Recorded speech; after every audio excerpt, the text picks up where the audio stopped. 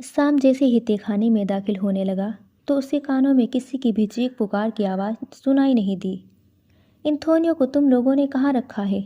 वो अपने बड़े बाबा से जितना वाकिफ था वो जानता था इस वक्त इंथोनियो जिंदा या मुर्दा इस तहखाने में लाजमी मौजूद होगा। इसलिए दरवाजे पर खड़ा गार्ड से करखत लहजे में पूछने लगा, वो जेल नंबर 4 में मौजूद है। उसके इन्फॉर्म करते ही हस्साम बगैर रुके आगे की जानिब बढ़ गया। वो जैसे ही कोठरी नंबर 4 के सामने पहुंचा, वहां खड़े गार्ड ने बगैर कुछ कहे उसके लिए दरवाज़ा खोल दिया। हस्साम ने अपने अंदर दाखिल होकर चारों तरफ एतराफ़ में देखा, जहां लालटेन की धीमी रोशनी थी और इंथोनियो का वजूद बगैर किसी सहारे के छत के साथ मजबूती से बंधा हुआ था। हेलो मैन, जोहान जो अंधेरे में कॉर्नर में खड़ा था, वे उसके सामने आता हुआ बोला, तुम यहाँ क्या कर रहे हो? हस्साम ने इंथोनियो को अपनी निगाहों में रखते हुए पूछा, जिसकी हालत काफ़ी ख़राब लग रही थी। हाँ तो तुम्हें क्या लगा तुम अकेले इसे सबक सिखाओ? इसने ब्रेक के लोगों से पंगा लिया है, इसलिए कुछ खिदमत करना तो हमारा भी हक बनता है। शाजम भी जेट में फंसा पड़ा है, वो जैसे ही यहाँ आएगा मुझे यकीन है थोड़ा हिस्सा वे भी मांगेगा, इसलिए प्लीज़ मारना इसे ज़रूर, मगर आखिरी लम्हे में इसे मरने न देना।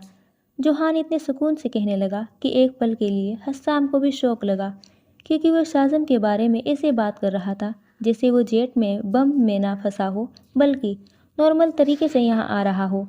लेकिन वो जल्दी से खुद को कंपोज कर गया, क्योंकि उसकी फैमिली ऐसे ही सर फिरे पागल थी। तो तुमने इसे इस हालत तक पहुँचाया है? हस्साम ने तफ्तीश की। ऑफ कोर्स, जब से पता चला है हीर को इसने किडनैप किया है और ऊपर से साजम को जेट में बम फिक्स करवाया है, मैं गुस्से से पागल हो रहा था, इसलिए सोचा थोड़ा सा कहीं निकाला जाए, और इसके लिए ही मुझे सबसे बेस्ट लगा। वह कंधे उचकाते हुए बोला तो उसके अल्फाज पर हस्साम के चेहरे पर हल्की सी मुस्कुराहट बिखरी। अभी ये थोड़ा सा निकाला है जहाँ इसकी ये हालत कर दी गई है कि वो मुकम्मल बेहोश है। अगर सारे का सारा निकाला तो इंथोनिया का तो अल्लाह ही हाफिज़ है।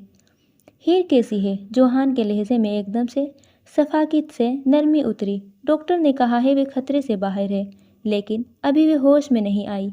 हस्साम ने जोहान को जवाब देकर बगैर पल के झपके ठंडे पानी का मग पकड़कर जोर से एंथोनियो के मुंह पर दे मारा। अब जरा मेरी बारी है अपने अंदर के थोड़े गुस्से को निकालने की। वो सुलगती मुस्कुराहट अपने चेहरे पर सजाते हुए बोला, क्योंकि वे जानता था अगर उसने मुकम्मल गुस्सा निकाला तो सामने हवा में लटका वजूद यही दम तोड़ देगा। लेकिन वो इतनी आसान मौत उसे देना नहीं चाहता था, धीरे धीरे तड़पा तड़पा कर मारना चाहता था। एंथोनियो को अपनी आंखें खोलने में दिक्कत होने लगी, मगर फिर भी वे आहिस्ता आहिस्ता खोलने लगा। जैसे उसकी आंखों ने रोशनी में हस्साम के चेहरे पर फोकस किया तो उसकी आंखों में गुस्सा, जबकि लहू पर शैतानी मुस्कुराहट उभर आई। ओह, कैसे हो मेरे प्यारे पुराने दोस्त? एंथोनियो के अपने मुंह से निकलते खून को जमीन पर थूक कर पूछने लगा। ओह, जिसकी मंगेतर इस वक्त हॉस्पिटल के बिस्तर पर पड़ी हो, वो भला कैसा हो सकता है? वो खुद ही तंज से जवाब देने लगा, जिस पर हस्साम ने बिना हिचकिचाए जोर से एक पंच उसके पेट पर दे मारा। दर्द की शिद्दत से बेआस कुछ पल एंथोनियो को सांस लेने में दिक्कत हुई। जब तक उसकी सांस नॉर्मल हुई तब तक हस्साम आगे बढ़कर उसके बाल अपनी मुट्ठी में दबोच गया। मेरी तुमसे नसीहत है, इस वक्त मेरे सब्र को मत आजमाओ, क्योंकि यकीन करो इस वक्त वे मुझ में है नहीं। अब चुपचाप मुझे कुछ सवालों के जवाब दो। अगर जवाब गलत हुआ तो मैं तुम्हारे वजूद को काटना शुरू कर दूंगा। I promise. उसके बालों में अपनी जकड़ काफ़ी सख्त करते हुए बोला, जिस पर एंथोनियो के वजूद में खौफ की लहर दौड़ी, मगर उसे बजाय नहीं करवाई और खाली निगाहों से हस्साम को देखने लगा। चलो पहले सवाल की जानिब बढ़ते हैं। हीर कितनी दफ़ा तुम्हारे सामने गिड़गिड़ाई कि उसे हर्ट मत करो? हस्साम ने रूम के कोने से बेसबॉल बैट पकड़ते हुए पूछा। मुझे याद नहीं, शायद एक बार। क्योंकि एक बात मानना पड़ेगी, वे बहुत मजबूत है। हत्ता कि मुझे हैरत, अभी वो अपने अल्फाज मुकम्मल भी नहीं कर पाया था कि सामने बल्ला उसकी दाएं बाजू पर मारा, जिसकी वजह से उसकी हड्डियों की टूटने की बायस उसकी चीखें कमरे में गूंजने लगी। इडियट इंसान, धोखा देना क्या तुम्हारी फितरत में है? जब मैंने सच बता दिया तो मुझे क्यों मारा है?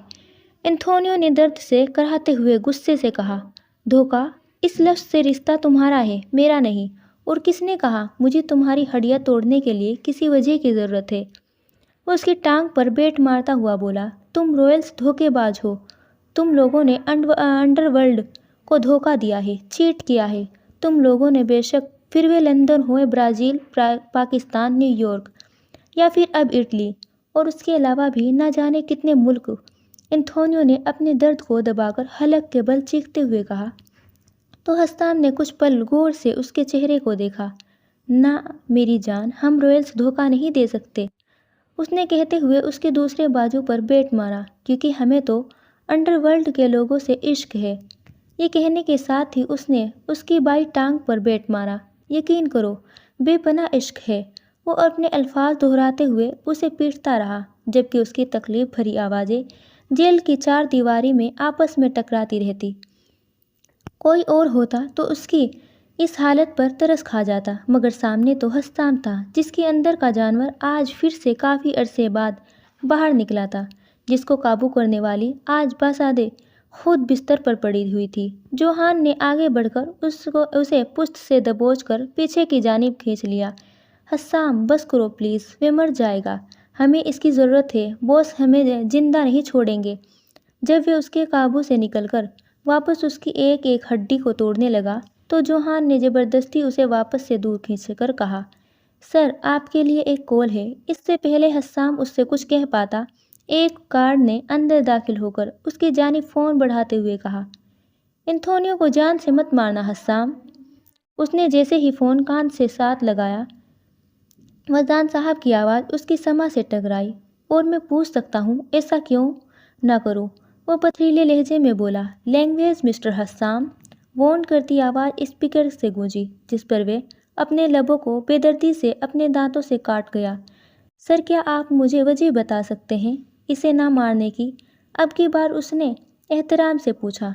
हमें एंथोनियो की ज़रूरत है, क्योंकि ऐसी बहुत सी इन्फॉर्मेशन है जो सिर्फ वे जानता है, इसलिए उसका ज़िंदा रहना बहुत ज़रूरी है।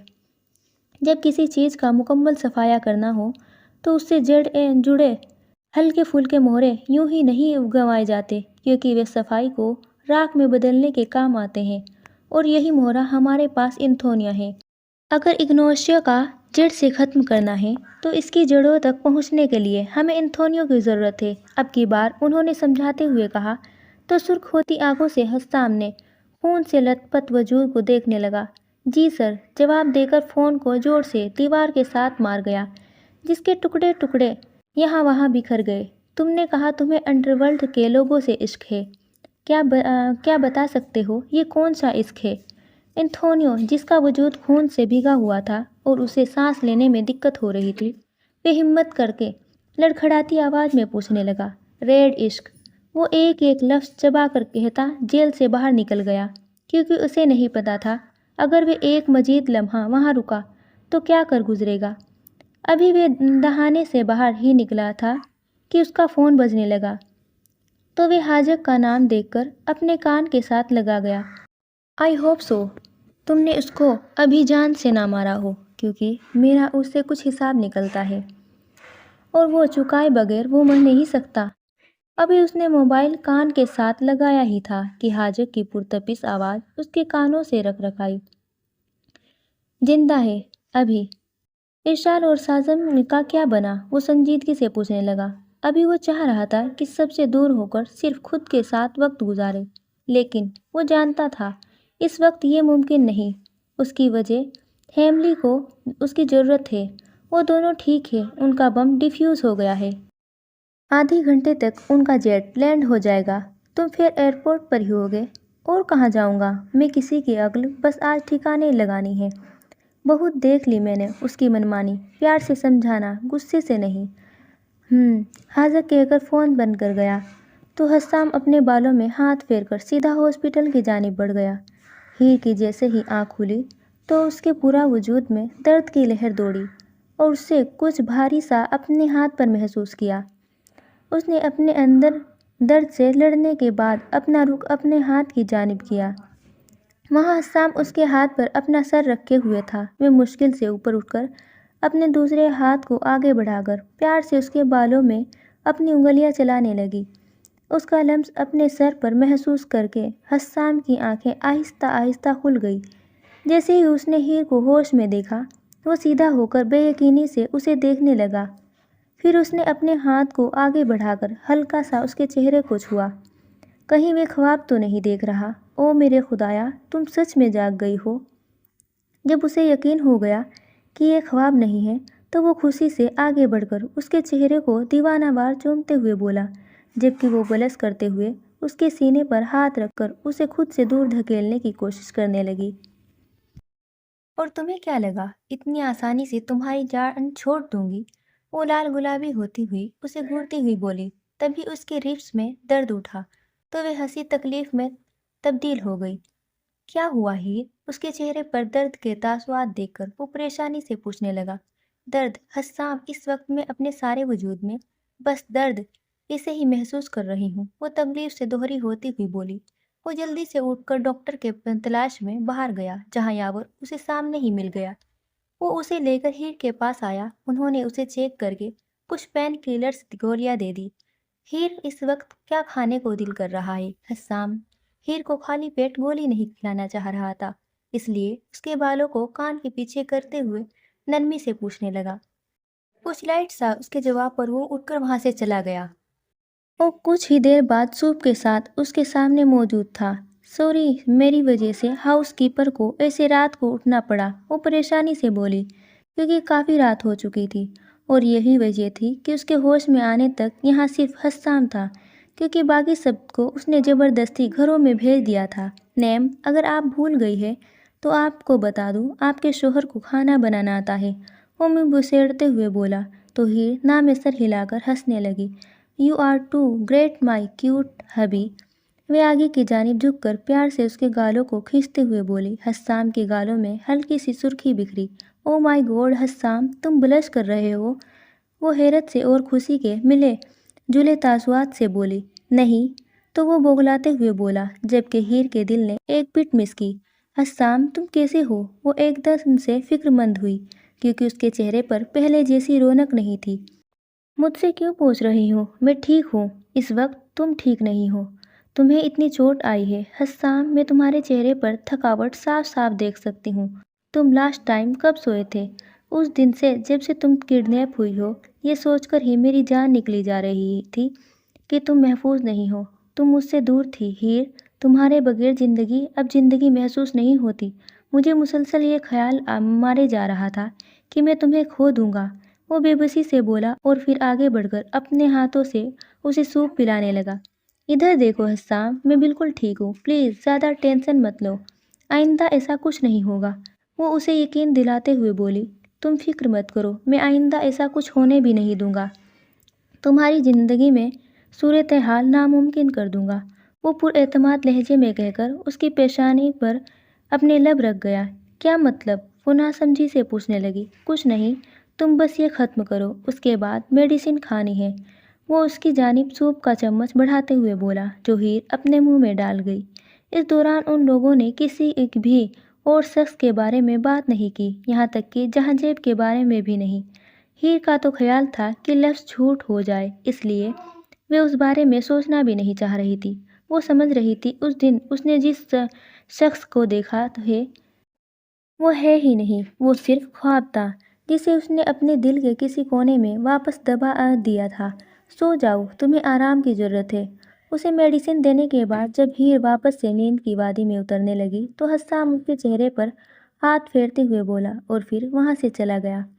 وہ جیسے ہی باہر نکلا، اس کی نظر ٹیبل پر بیٹھے ہوئے وجود پر پڑی، جو آج اپنی عمر سے زیادہ بوڑھے لگ رہے تھے۔ حسام کو وہ آج کہیں سے بھی جہانجیب رویل نہیں لگ رہے تھے، بلکہ ایک ہارا ہوا باپ لگ رہا تھا جو اپنی بیٹی کے سامنے جانے سے ڈر رہا تھا۔ وہ کیسی ہے اب؟ انہوں نے جب اپنے وجود پر مسلسل کسی کی نگاہ پڑتی محسوس کی تو بغیر سر اٹھائے پوچھنے لگے۔ ان کی آواز میں اتنا درد محسوس کر کے ایک پل کے لیے حسام کا وجود بھی پتھرایا، کیونکہ یہ وہ آواز تھی جس میں ہمیشہ رعب دبدبا جھلکتا تھا، اور آج یہی آواز کتنی ہاری ہوئی سی تھی۔ آپ خود جا کر اس سے کیوں نہیں مل لیتے؟ ابھی وہ کچھ دیر پہلے ہی ہوش میں آئی تھی۔ وہ سنبھل کر ان کے قریب جا کر بولا، تمہیں کیا لگتا ہے میرا دل نہیں کرتا میں اس کے قریب جاؤں، اسے اپنے سینے سے لگاؤں اور اسے بتاؤں مجھے اس سے کس قدر محبت ہے، لیکن میں نہیں جا سکتا، وہ لاچاری سے بولے۔ کیوں نہیں جا سکتے؟ یہ آپ کی بیٹی ہے، آپ کا خون، بیٹیاں تو ویسے بھی باپ کی محبت کی بھوکی ہوتی ہے۔ وہ نرمی سے بولا، مجھے ڈر لگتا ہے۔ وہ اپنا سر ہاتھوں میں پکڑ کر بولے۔ ان کے الفاظ پر حسام کو جھٹکا لگا۔ ڈر؟ اور وہ بھی جہانجیب رویل کو؟ وہ سوچ کر رہ گیا۔ کیسا ڈر؟ اس نے ناسمجھی سے پوچھا۔ اس کی آنکھوں میں خود کے لیے نفرت دیکھنے کا ڈر۔ یہ کہتے ہی ان کی آنکھوں سے ایک آنسو ٹوٹ کر گرا، مگر وہ جلدی کھڑے ہو کر وہاں سے چلے گئے۔ ہیر نے اسٹول پر بیٹھ کر ہنٹر کی جانب دیکھتے ہوئے لمبا سانس کھینچا، جسے ابھی تک ہوش نہیں آیا تھا۔ بس بھی کرو ہنٹر، اب اٹھ بھی جاؤ۔ یار اتنا ٹائم ہو گیا ہے، تم نے اپنی آنکھیں نہیں کھولی، تم تھکے ہی نہیں اتنا سو کر؟ وہ اس کے چہرے کی جانب دیکھتے ہوئے بولی، جو پیلا سرد پڑا ہوا تھا۔ جب سامنے سے خاموشی ملی تو اس کی آنکھیں بھیگنے لگی۔ اس نے ہنٹر کی کنڈیشن کے بارے میں یاور سے بھی بات کی تھی، جس نے اسے یقین دلایا تھا کہ وہ جلدی صحت یاب ہو جائے گا۔ میم، اب آپ کو واپس اپنے روم میں چلنا چاہیے۔ نرس، جو اس کے برابر کھڑی تھی، وہ اس سے مخاطب ہو کر بولی، تو وہ ایک آخری نظر ہنٹر پر ڈال کر اٹھ گئی۔ نرس کا سہارا لے کر اپنے روم کی جانب چل پڑی۔ تھینک یو سو مچ۔ جب اس نرس نے ہیر کو بیڈ پر لیٹنے میں مدد کی تو وہ مسکراتے لہجے میں بولی، شکریہ کرنے والی کوئی بات نہیں، یہ تو میرا فرض ہے۔ ویسے بھی تازہ ہوا صحت کے لیے اچھی ہوتی ہے، اور مجھے امید ہے مسٹر ہنٹر بھی جلد صحت یاب ہو جائیں گے۔ نرس کی تسلی دینے پر ہیر نے ہاں میں سر ہلایا۔ اسے ہوش میں آئے 6 دن ہو چکے تھے، اور ان دونوں دنوں اس کے زخم بھی کافی حد تک بڑھ چکے تھے۔ کیا حسام یہاں مجھ سے ملنے آئے تھے؟ وہ امید سے پوچھنے لگی۔ نہیں مس، حسام نہیں آئے۔ اس کے بتانے پر ہیر کو دکھ ہوا، کیونکہ وہ اس دن کے بعد سے اسے ملنے نہیں آیا تھا۔ جس دن ہیر کو ہوش آیا تھا، اس سے ہر پل اس کی راہ تکتے ہوئے گزارا تھا، مگر وہ نہیں آیا تھا۔ میں کچھ کتابیں یہاں رکھ کر جا رہی ہوں، اگر آپ بوریت محسوس کریں تو یہ پڑھ سکتی ہے۔ نرس نے کچھ کتابیں ٹیبل پر رکھتے ہوئے کہا، اور پھر وہاں سے چلی گئی۔ ابھی کچھ ہی منٹس گزرے تھے کہ دروازے پر دستک ہوئی، اور وہاں سے اشال اور داریکا کمرے میں داخل ہوئی۔ اب ہماری پرنسس کیسی ہے؟ داریکا نے ایک صوفے پر بیٹھتے ہوئے پوچھا۔ میں بہت اچھا محسوس کر رہی ہوں، خاص کر کے آج کی سیر نے کافی روح کو تازہ کر دی ہے، وہ نرمی سے بولی۔ اس نے جان بوجھ کر ہنٹر کا نہیں بتایا، کیونکہ وہ ہنٹر اور رویلز کے درمیان دشمنی سے وہ بھی واقف تھی۔ لیکن وہ شاید بھی بھول گئی تھی کہ وہ بھی رویل ہی ہے۔ خیر، بھولا تو تب جاتا ہے جب یاد ہو، اور وہ تو جہانجیب کے ساتھ ہوئی لیپ ٹاپ پر چھوٹی سی ملاقات کو جھوٹ سمجھ رہی تھی۔ دیکھو، میں تمہارے لیے تمہاری پسندیدہ کپ کیکس لائی ہوں، اشال نے باکس ہیر کی جانب بڑھاتے ہوئے کہا، جو وہ خوشی سے پکڑ گئی۔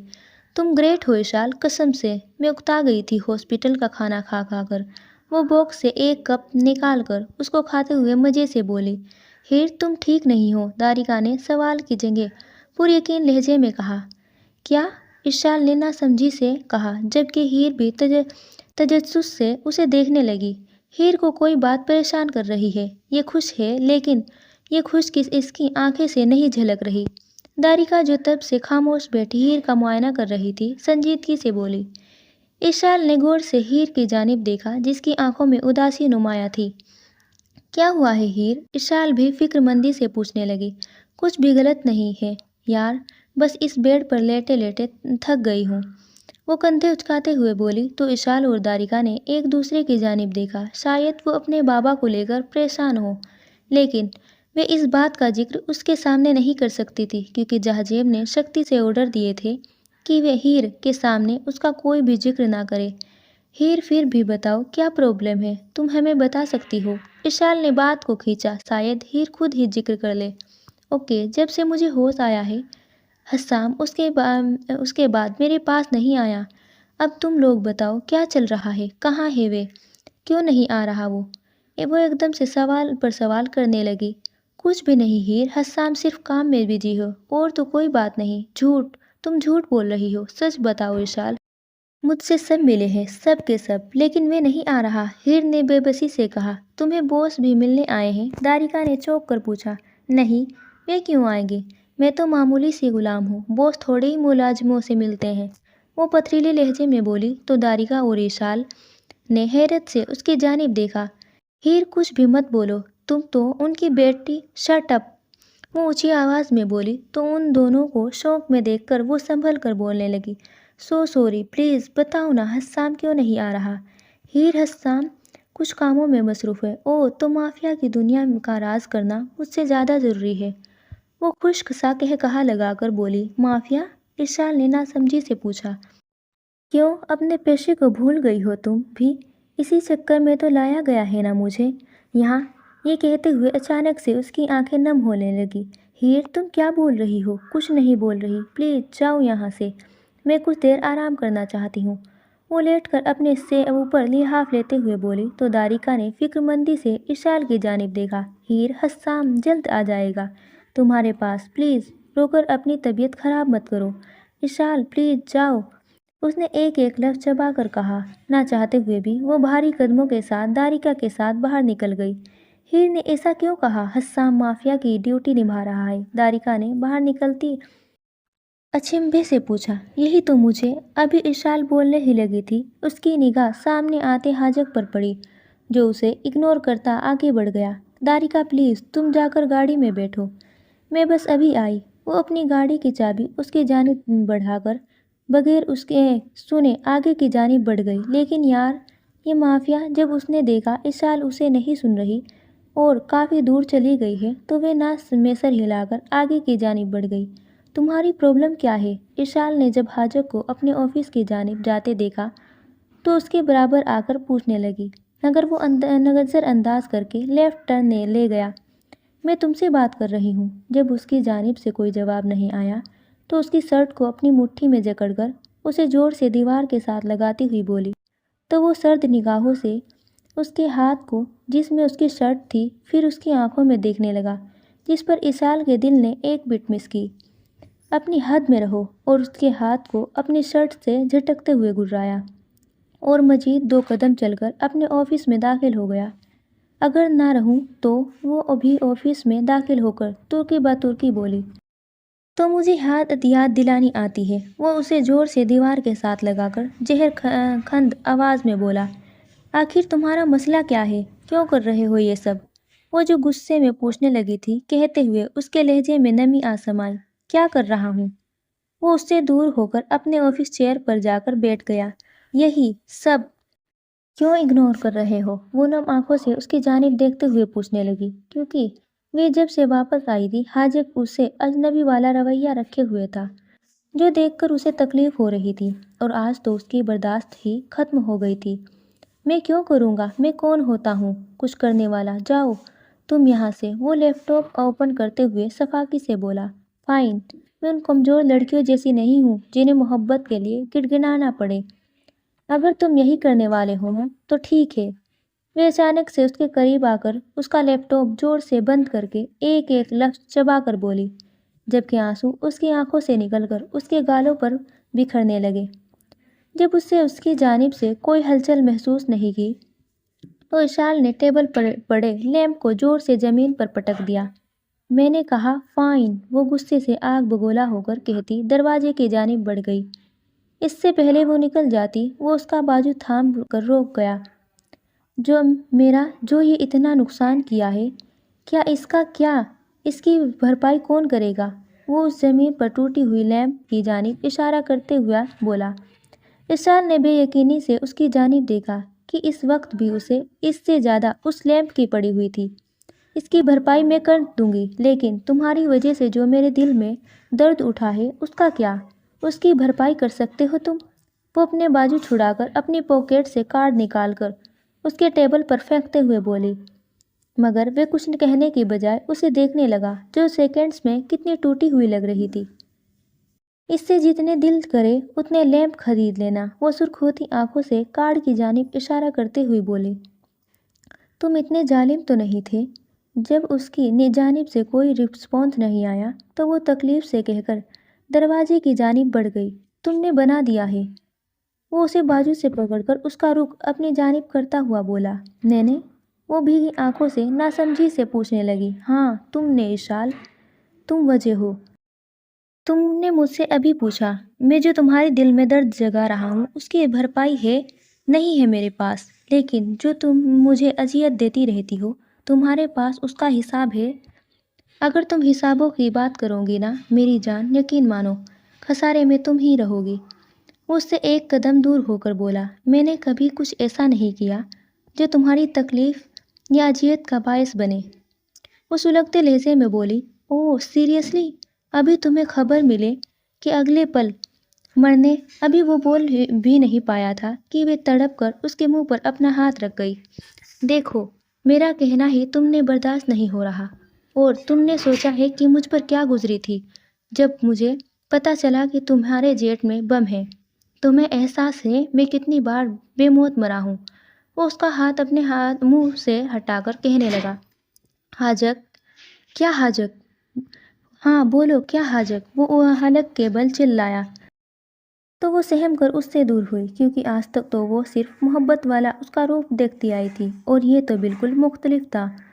तुम इतनी लापरवाह क्यों हो? तुम हमेशा बगैर सोचे समझे कुछ भी कर गुजरती हो। तुम्हें कुछ भी करते वक्त मेरा ख्याल नहीं आता। अगर मुझे कुछ हो गया तो वे क्या करेगा मेरे बगैर, कैसे जिएगा? तुम्हें एहसास नहीं है? तुम्हें मेरी फिक्र नहीं है ना? वो आखिर में हारे हुए लहजे में बोला, क्योंकि इशाल हमेशा बगैर सोचे समझे अपनी जान मुश्किल में डाल लेती थी।